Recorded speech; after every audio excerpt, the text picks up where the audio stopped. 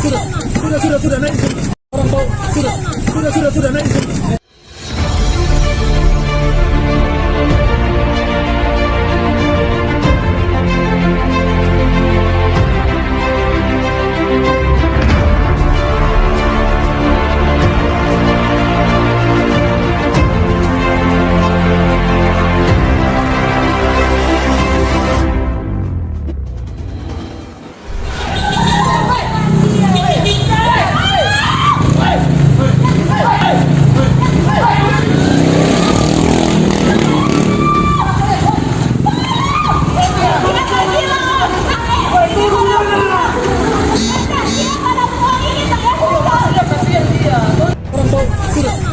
Sudah naik.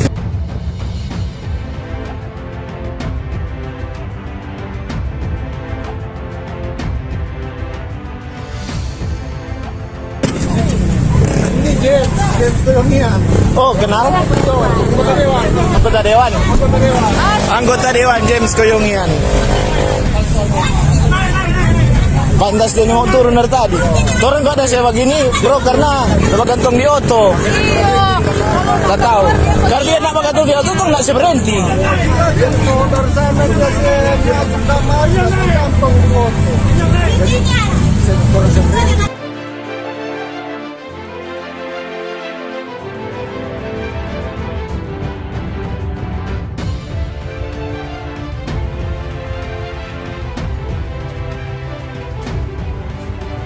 Nah, perkenalkan, nama saya Andi Endriani, saya Ketua dari Komisi Nasional Anti Kekerasan Terhadap Perempuan atau Komnas Perempuan, sebuah lembaga nasional hak asasi manusia yang berfokus di penghapusan kekerasan terhadap perempuan yang didirikan dengan Peraturan Presiden Nomor 181 Tahun 98 yang sudah diperbarui dengan Peraturan Presiden Nomor 65 Tahun 2005. Tentunya kita semua prihatin ya dengan apa yang terjadi, karena banyak orang bisa menyaksikan itu melalui rekaman video yang beredar di media sosial. Nah, pada peristiwa-peristiwa perselisihan yang ada di dalam rumah tangga, jika tidak ada komunikasi yang baik, memang dapat mengakibatkan tindakan-tindakan yang justru akan membahayakan bagi kedua belah pihak, bukan saja dalam bentuk kekerasan fisik ataupun psikis, tapi bisa jadi beresiko nyawa ya. Ini kemarin kan sebetulnya cukup berdebar-debar kita menyaksikan seandainya tadi misalnya pihak perempuannya kehilangan keseimbangan atau mobilnya melaju dengan lebih cepat, itu resiko kecelakaan, luka yang akan dihasilkan itu sangat tinggi. Nah, tentunya ini perlu mendapatkan perhatian yang serius dari semua kalangan agar peristiwa serupa ini tidak berulang di masa depan. Pada tahun 2020 ini, meskipun di tengah pandemi, kami di Komnas Perempuan melihat adanya peningkatan pelaporan kasus kekerasan terhadap perempuan. Setidaknya langsung melapor kepada Komnas Perempuan untuk mendapatkan bantuan ataupun dukungan dalam kasusnya. Nah, sebagian besar itu masih kekerasan di dalam rumah tangga yang dilakukan oleh pasangan, dalam kasus ini tentunya terhadap istri. Dan juga kami melihat adanya peningkatan yang luar biasa pada kasus kekerasan seksual yang terjadi dilakukan di dalam rumah oleh orang yang dikenal oleh korban dan juga di lembaga pendidikan, serta yang juga sangat mencuat adalah kekerasan terhadap perempuan di online. Jadi untuk yang di online bahkan jumlahnya 3 kali lipat dari yang kami terima di tahun 2019. Tentunya kehadiran kelompok-kelompok yang mendukung perempuan korban untuk mendapatkan keadilan dan pemulihan sangat penting, dan kerjasama dengan media massa untuk memberitakan kehadiran kelompok-kelompok ini dan juga dukungan dari masyarakat untuk penyelesaian kasus itu akan membantu menyemangati korban untuk melaporkan kasusnya.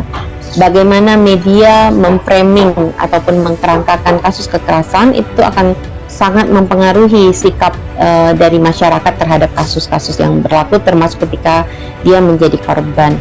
Nah, kalau untuk kasus kekerasan di dalam rumah tangga kita tahu sudah ada undang-undangnya, tetapi untuk beberapa situasi kasus kekerasan seksual itu undang-undang yang kita miliki belum cukup.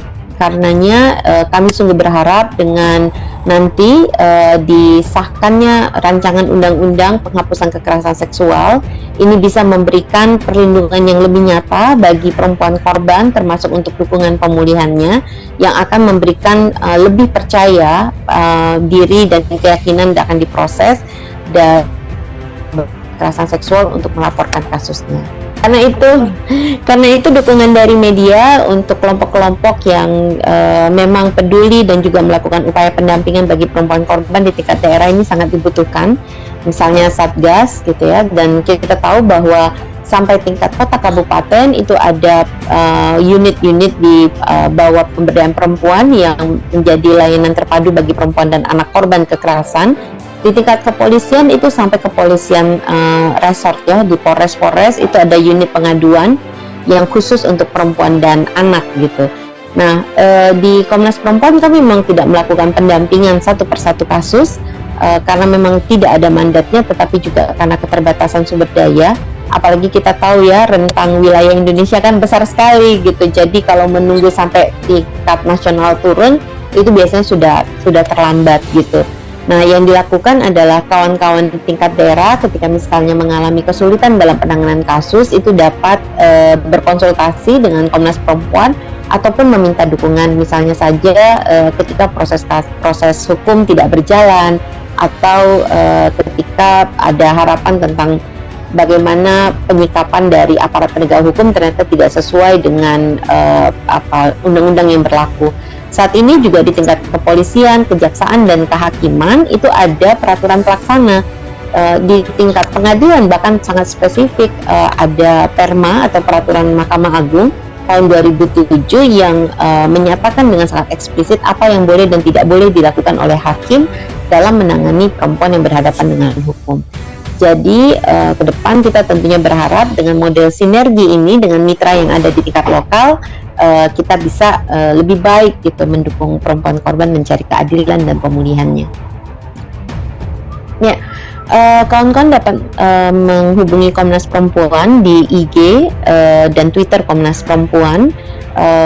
Itu Komnas Perempuan saja bisa dicari. Di situ juga ada nomor pengaduannya, nomor kontak yang dapat dihubungi. Dan sekali lagi biasanya kalau untuk mengadu tingkat nasional, kami pasti akan membantu mencarikan mitra di tingkat daerah yang bisa melakukan pendampingan. Karena memang pendampingan itu perlu dilakukan dengan lebih intensif di daerah masing-masing. Saya sebagai Satgas Perlindungan Perempuan dan Anak Kementerian Pemberdayaan Perempuan dan Perlindungan Anak Republik Indonesia Wilayah Sulawesi Utara sangat mengecam tindakan oknum tersebut yang menyeret seorang wanita di atas kap mobilnya. Benar-benar kalau menurut saya sebagai Satgas, tindakan suami tersebut adalah suatu hal yang tidak baik tentunya. Apalagi oknum tersebut adalah seorang public figure, dia adalah wakil rakyat dan seharusnya memikirkan tindakan tersebut tidak pantas. Seharusnya dalam hal masalah keluarga tersebut diselesaikan dengan baik-baik. Untuk itu saya sebagai Satgas Perlindungan Perempuan dan Anak telah melihat beberapa video-video dan memang kami telah melihat video tersebut. Memang sebenarnya tindakan kekerasan tersebut tidak pantas dalam hal ini diperlihatkan ke masyarakat. Cukup ngeri ya? Cukup ngeri. Dan kami dari Satgas Perlindungan Perempuan dan Anak Kementerian Pemberdayaan Perempuan Wilayah Sulawesi Utara telah membentuk tim untuk bertemu dengan pihak korban untuk memberikan pendampingan. Kami respon dan kami siap hadir apabila membutuhkan. Kami 100% akan membantu membackup beliau mungkin secara psikologis atau secara hukum. Dan kami terus akan mencoba bertemu dengan pihak keluarga korban, tentunya memberikan penguatan. Satgas Perlindungan Perempuan dan Anak dari Kementerian Pemberdayaan Perempuan dan Perlindungan Anak akan selalu berupaya hadir di tengah-tengah masyarakat tentunya untuk membela kaum perempuan dan kaum anak. Dalam hal ini memberikan pendampingan kepada perempuan tentunya dan kasus anak. Tapi kalau yang kasus ini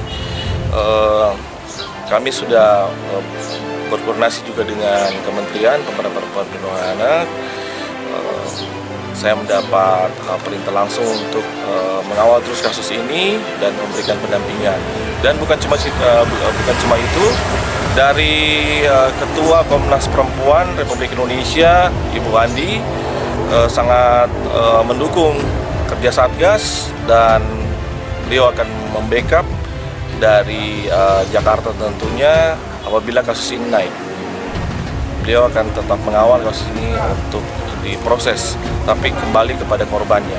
Intinya kami Satgas Perlindungan Perempuan dan Anak, Kementerian Perempuan, Wilayah Sulawesi Utara merespon tindak-tindakan kekerasan terhadap perempuan di Sulawesi Utara. Apabila ini kemungkinan misalnya korban tidak melaporkan, apakah perlindungan anak juga dan perempuan di Sulawesi Utara ini ada tindakan misalnya secara mendahului atau gimana untuk melakukan pelaporan, atau memang harus menunggu adanya laporan atau keluhan dari korban? Memang secara hukum harus ada respon daripada korban itu sendiri, karena biar bagaimanapun juga kan apabila akan naik ke proses hukum, korban akan dimintain keterangan. Kalau cuma cukup delik aduan, semua siapa saja bisa melapor. Cuma dasarnya adalah pelaporan dari korban itu sendiri. Tetapi kami dari Satgas Kementerian Perempuan dan Perlindungan Anak Wilayah Sulawesi Utara akan terus berkoordinasi, akan memberikan pendampingan penguatan psikologi terhadap korban tentunya agar dia kuat dan benar-benar tetap maju terus. Kalau misalnya bisa di mediasi dalam hal ini silakan, tapi apabila akan berlanjut ke proses hukum, kami siap mendampingi.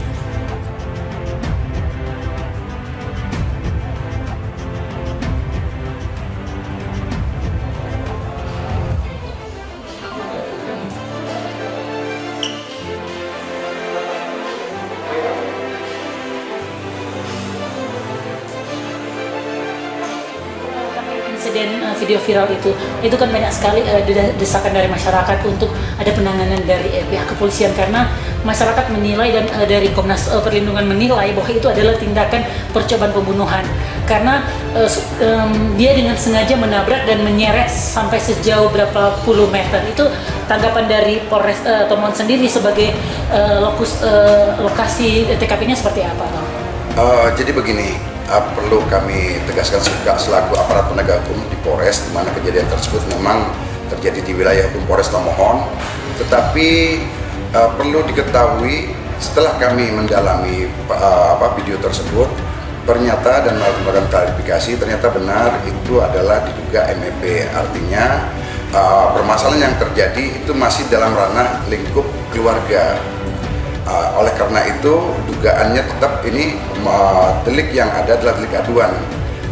Berarti kami harus menghormati hak-hak dari kedua pihak keluarga tersebut, apakah mau melaporkan atau tidak. Jadi kita memang harus menghormati hak hukum dari Ibu Mep itu, apakah mau melaporkan atau tidak. Jadi saya harapkan seluruh masyarakat dapat memahaminya, untuk biarlah permasalahan keluarga tersebut mau mereka selesaikan di dalam internal keluarga mereka atau mau dilaporkan, kita serahkan kepada mereka. Jadi kami harap hal seperti ini tidak menjadi booming seperti itu. Jadi kita biarkan mereka yang menggunakan hak mereka untuk menggunakan proses hukum yang ada. Itu kami sudah konfirmasi atau sudah wawancara dengan pihak perlindungan perempuan, dan pihak perlindungan perempuan berkata bahwa akan ada pendampingan dengan pihak lembaga perlindungan perempuan. Nah, kalau misalnya beliau melakukan pelaporan, itu bagaimana tanggapan dari Polres sendiri? Baik, jadi memang untuk melaporkan adalah hak setiap orang. Kami sangat menghormati sekali itu, tetapi nanti akan kita dalami unsur pidananya apa begitu. Pidananya di mana? Nana, karena kalau kita lihat dari videonya itu kan ibu itu menghadang, kemudian dia terbawa oleh mobil tersebut. Nah, kemudian kita tidak tahu apakah ada yang terluka atau tidak.